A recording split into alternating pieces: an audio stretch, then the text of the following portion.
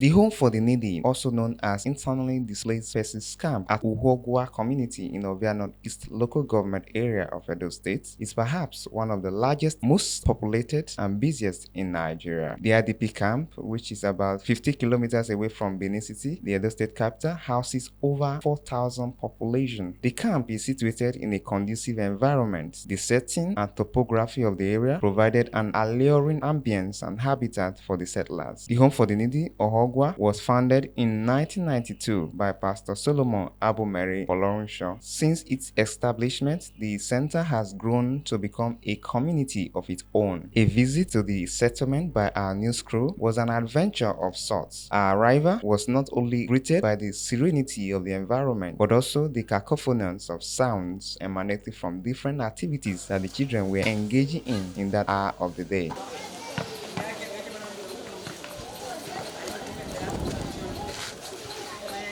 While some were sighted in clusters, discussing and playing, our attention was arrested by the football game where the children were displaying beautiful football artistry to the admiration of the spectators.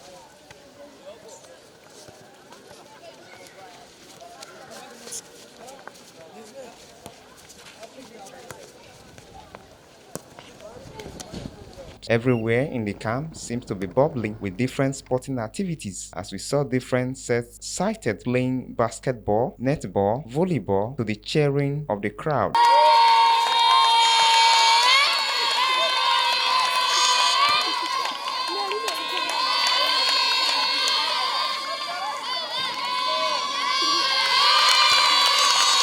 The bubbly social activities in the camp make the settlement quite lively for the inhabitants, especially the children. Beyond these activities, life in the camp is quite challenging as the children have to grapple with the scarce resources available to survive. Getting 2 square meals a day is perhaps a luxury in the face of the rising economic hardship in the country. However, through prudence, the management has been able to keep their bodies and souls together. The camp kitchen seemed busy for children as they were seen engaging in different chores.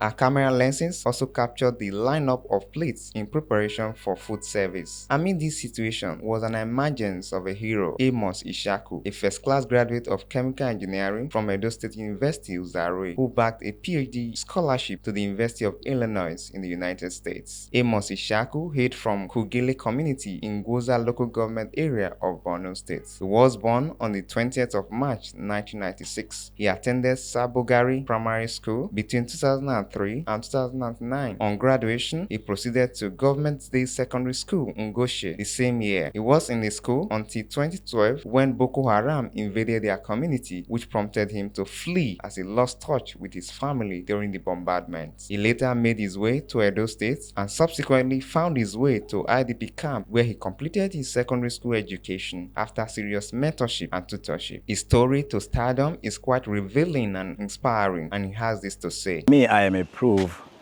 of someone that lost hope, someone that lost dream, someone that was, hopelessness.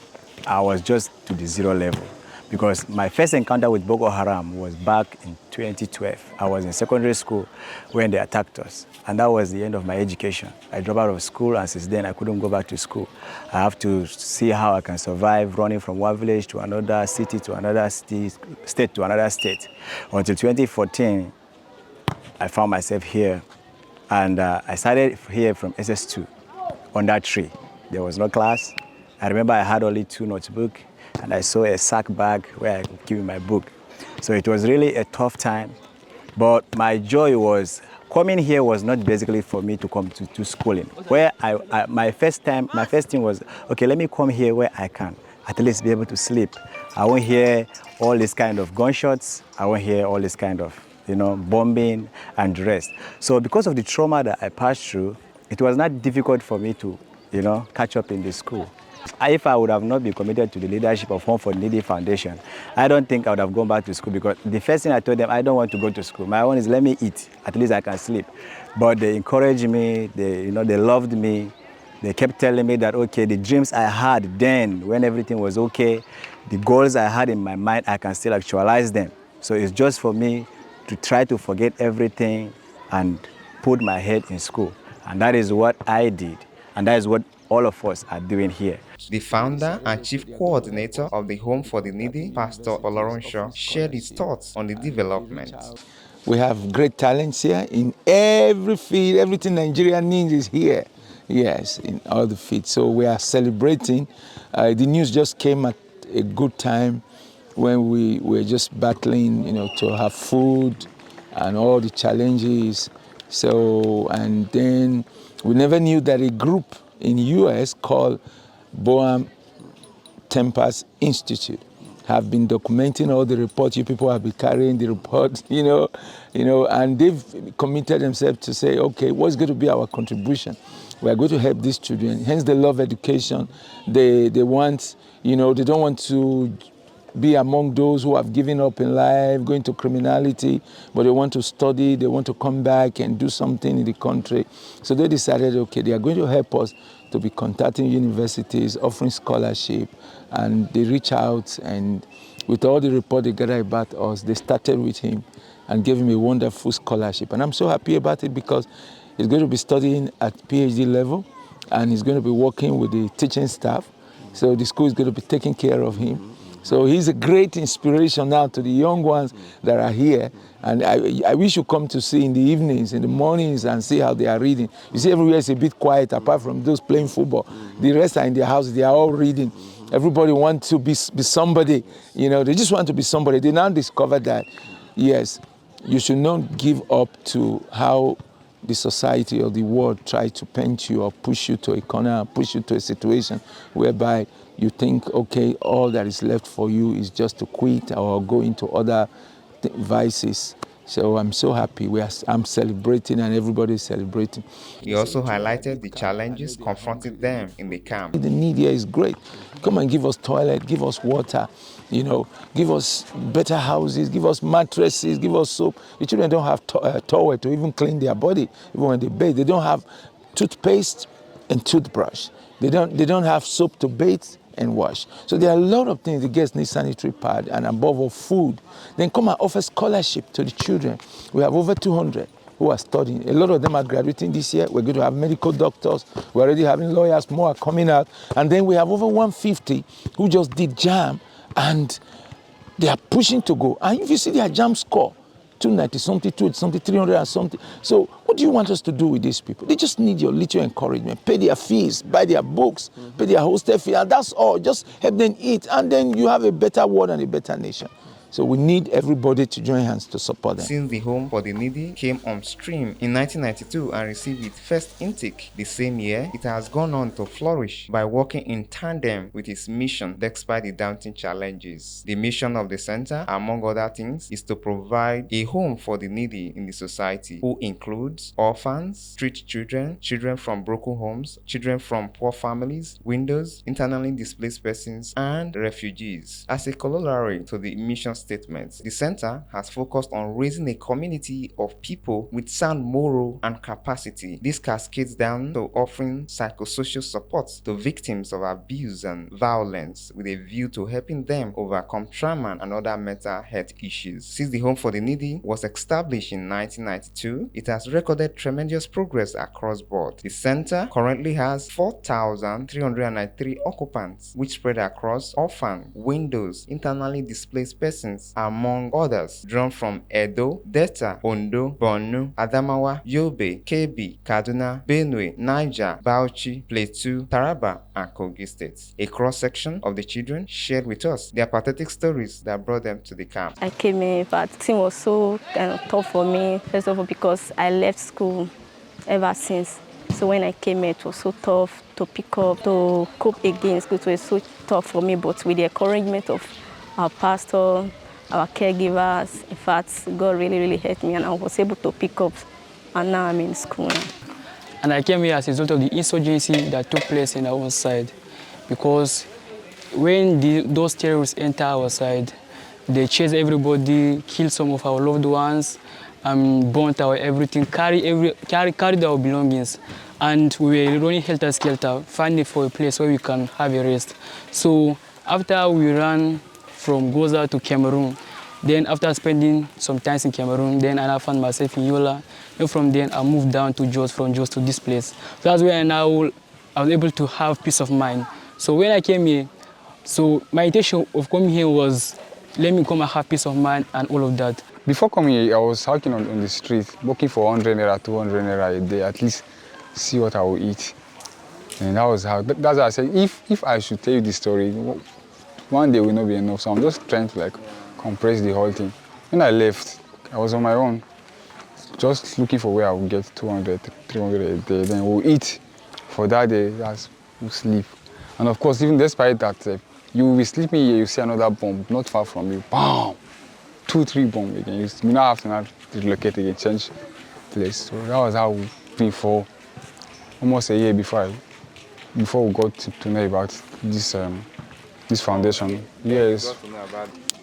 We were having a happy family living. So fortunately, we just see that we just hear gunshot everywhere. Everybody just scattered. We don't know who is who. We just scattered different places, living without our parents. We even lost many of our relatives in the stage.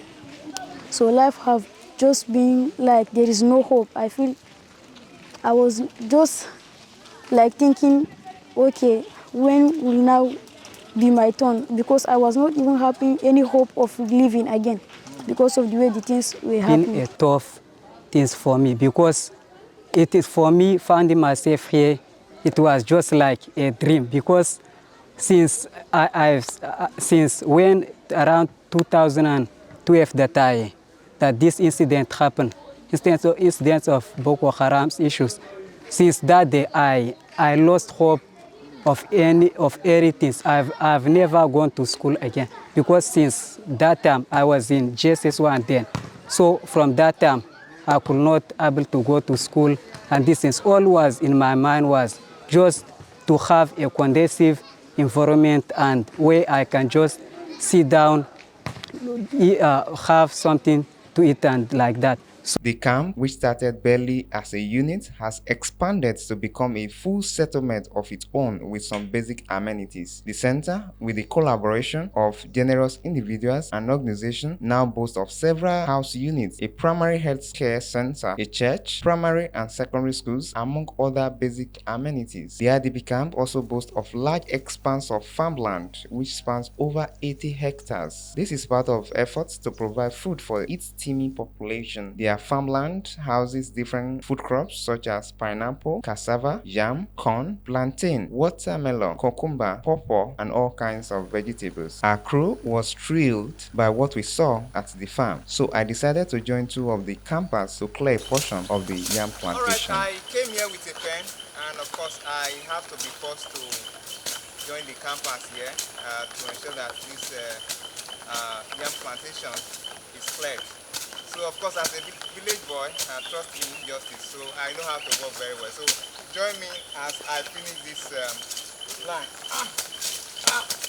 Apart from crops farming, they also engage in livestock farming where they rear cows, goats, chicken, and fish. The cattle ranch is a sight to behold. Apart from serving as a source of food, the farming also generates income for them. Amid this, the people are, however, facing dire challenges of electricity and acute shortage of water. Though electricity pole and transformer facilitated by a member representing Ovia Federal Constituency, Honorable Dennis Idaosa, have been installed in the camp, they are yet to be connected to the national grid. As for the water, the boreholes in the camp are not fully functional, thus begging for reactivation. Apart from the aforementioned, the children in the camp are also confronted with educational materials. Their school lacks basic furniture such as marker boards, shortage of chairs and desks, as well as classroom. This is visible in this classroom where the students were seen standing to take lectures, while others compress themselves to sit in the limited chairs and tables.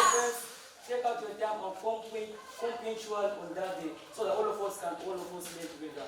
Is that taking? Yeah! The teacher is not also finding it easy to write on the rickety marker board.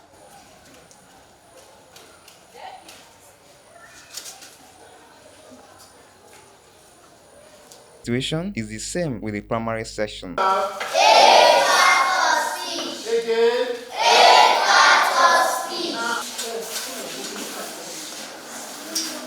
Equally, the campers are also confronted with the accommodation problem. Our inspection of one of the female hostels was a revelation of their pathetic plight.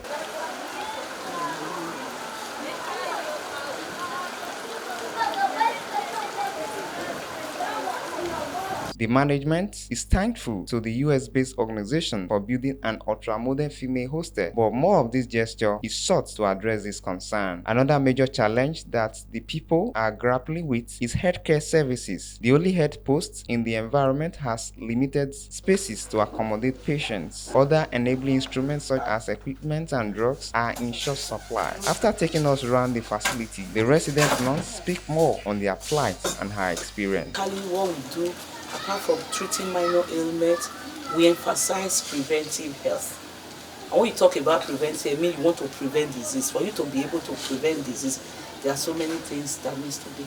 Over the years, we've had problems with drug refill. When I mean drug refill, drugs that we have here for the number of patients we attend to in this place is usually not enough, you know, because in a month we can have as much as 200 people that have, over 200, I take an average of 200 that have had malaria in a month. You know, to get drugs to treat 200 people with malaria is a lot. So basically we from time to time we're always having shortage of drugs, you know. But for some time you had some drugs, you know, available to a large extent. We had enough for some time, you know, but drugs are always what we need. Drugs are always what we need from time to time. And another thing they need in this health facility is space. Yeah, we have issue of space. You know, when I was taking you around, I took you to a room. There, you saw somebody attending to a patient, telling her take this drug. And that same room, somebody will come out, we need to do a dressing, maybe a wound dressing, somebody that have injury in the leg or hand, we are still doing dressing there. And that same place, we have drugs in our shelves there. Under normal circumstances and in a normal setting, normal primary healthcare setting, it's not supposed to be like that. It's supposed to be a place specifically for drugs. Another place, a consulting room, where you can consult, see your patient, attend to your patient, and all that. But in this place, they don't have enough space. So it's a place they will need space. Our attention was also captured by a practicing student doctor at the camp who happens to be a product of the IDP camp. He shared his story and his experience with us.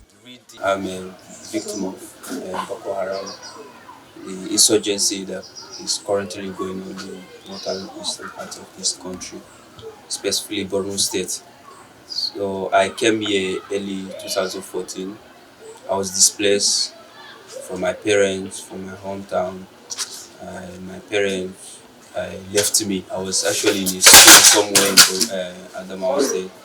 So they run away for refuge. They settled in Cameroon, so I was left alone in Nigeria. So, but along the line, when I was in school, the Boko Haram kept attacking the places I was.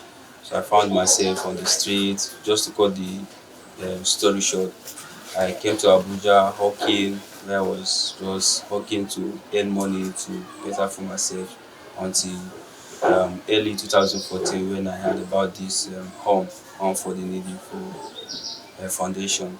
So I came here, I was welcomed and well received.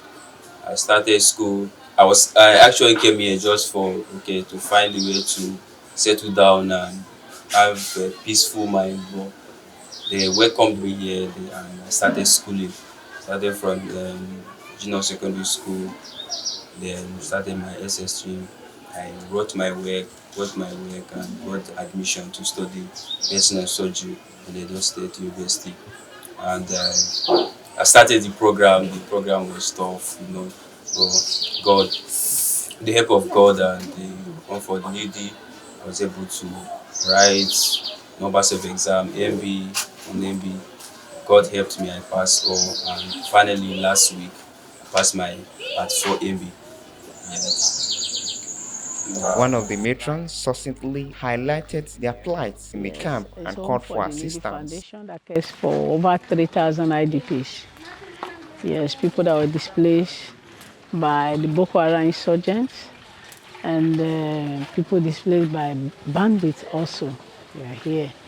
Vulnerable people, all kind widows and all sorts. And here we provide them with shelter, with food, education, with health materials also. A lot of challenges taking care of them, and one of the critical challenges in the area of feeding.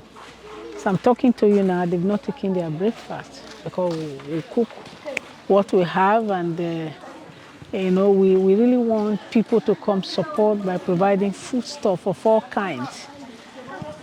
Food companies, individuals, NGOs, government at all levels, even the international community.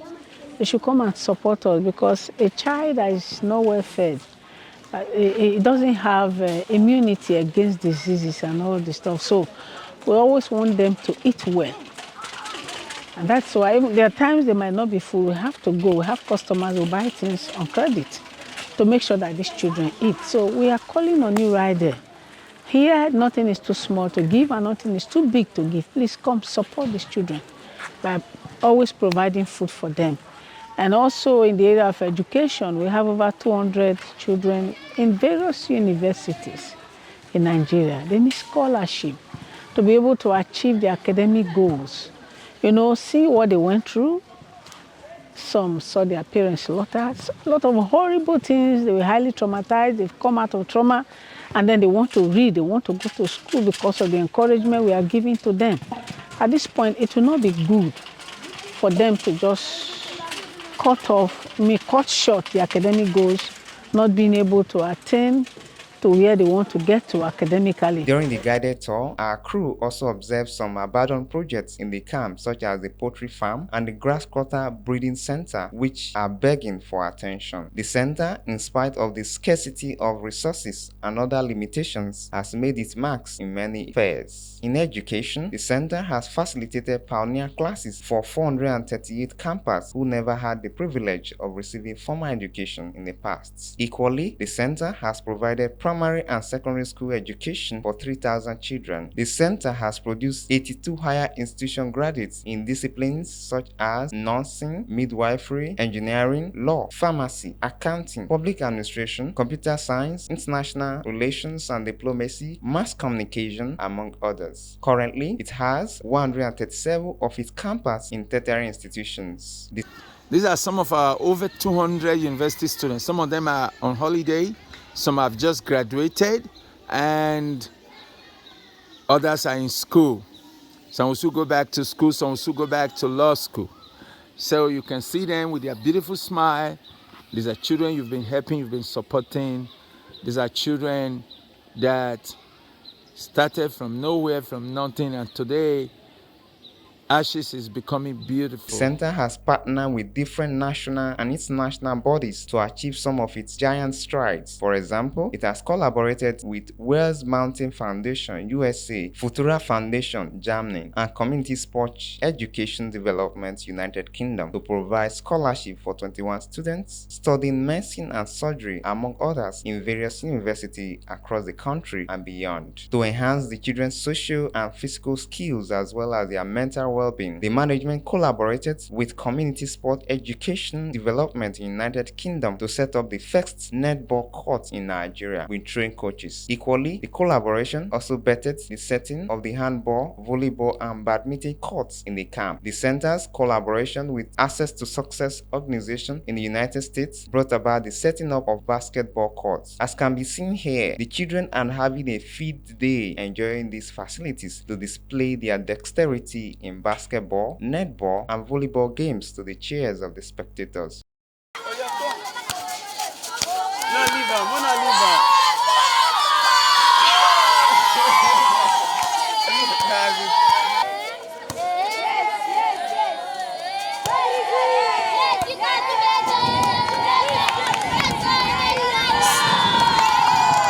foundation also collaborated with Nigeria Cricket Federation to train a cricket team that has been partaking in various competitions. The center is constantly participating in sporting events with other neighboring schools in the area. In the face of the changing world that is skills demanding, the center is not resting on its oars to empower the children and widows with relevant skills. This is expressed in the collaboration with GIZ company in Germany, which led to the establishment of a fish farm in the camp. The partnership also resulted in cosmetology training and other entrepreneurship programs. The collaboration of the center with Abiola organization in Germany led to the establishment of a computer training center in the camp. A United States-based company, Pathfinder Justice Initiative, has also provided the center with catering services. Collaboration with other generous organizations has led to the establishment of tailoring shops, plumbing skills, among others. Our news crew visited the tailoring training section to observe the activities.